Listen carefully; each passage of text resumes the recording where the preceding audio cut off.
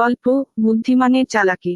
এক গ্রামে ছিল এক দুষ্টু বানর আর এক পরিশ্রমী কচ্ছপ। বানরটি সারাদিন গাছের ডালে ডালে লাফিয়ে বেড়াতো, ফল খেত আর মজা করত। অন্যদিকে কচ্ছপটি ধীরে ধীরে কাজ করত, তার নিজের ছোট্ট খামার দেখভাল করত। একদিন বানরটি কচ্ছপকে দেখে হাসতে হাসতে বলল, তুমি এত ধীরে কেন? চল, এভাবে জীবন কাটাতে কত দিন লাগবে? কচ্ছপ মৃদু হেসে বলল, আমি ধীরে চলি কিন্তু নিশ্চিতভাবে। তুমি বরং তোমার দ্রুততার দিকে বেশি খেয়াল রেখো।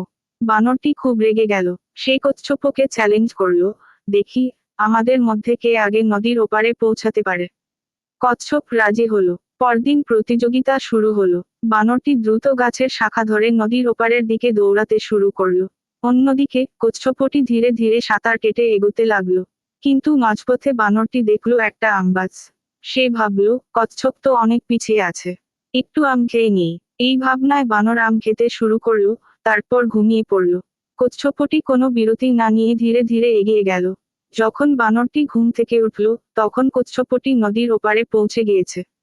বানরটি লজ্জিত হয়ে বলল, তোমার ধৈর্য আর পরিশ্রমই তোমাকে জিতিয়েছে।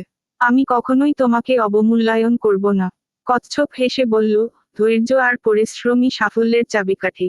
গল্পের শিক্ষা। ধৈর্য ও পরিশ্রম সবসময় ফল এনে দেয়।